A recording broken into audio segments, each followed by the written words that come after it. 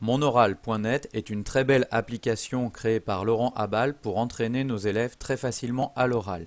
Si vous ne connaissez pas, vous trouverez un tuto en description de cette vidéo. Ici, un petit tuto complémentaire sur le retour que l'on peut faire à nos élèves, le feedback.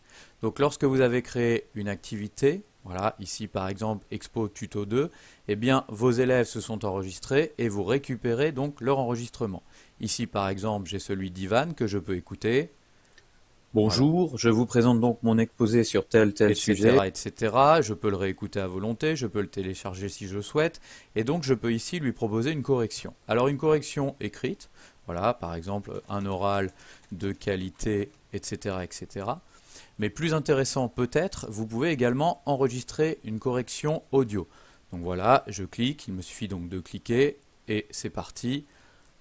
Un bel oral avec beaucoup d'informations, mais attention à la diction et à conclure, etc., etc. À vous d'enregistrer votre feedback en fonction des critères retenus. Une fois que c'est fini, vous validez et voilà, votre audio est enregistré. Vous pouvez le refaire si vous n'êtes pas satisfait ou le sauvegarder. Là, je le sauvegarde et c'est fait. Donc maintenant, comment transmettre cet audio de correction, de feedback à l'élève puisque les élèves ne se créent pas de compte sur monoral.net?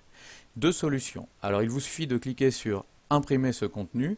Vous pouvez ici leur transmettre le lien vers votre audio, mais peut-être plus pratique, récupérer ici le QR code comme ceci, vous copiez l'image et à l'avance, il vous suffit d'avoir préparé une petite grille avec vos élèves et vous collez ici par exemple eh bien, le petit QR code de correction pour chaque élève. Une fois que vous avez tout fait, une petite photocopie, vous découpez ça rapidement au massicot et vous donnez à chacun donc son petit QR code de correction.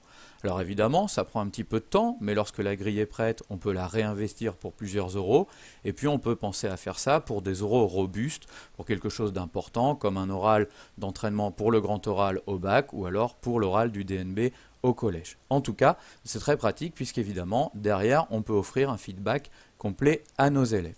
Alors ici, vous voyez par exemple, hein, j'en ai un certain nombre d'autres qui ont été faits et donc j'ai pu déjà coller les QR codes. Lorsque j'ai tout, je découpe et je partage avec mes élèves. Voilà, maintenant vous savez tout et c'est à vous de jouer.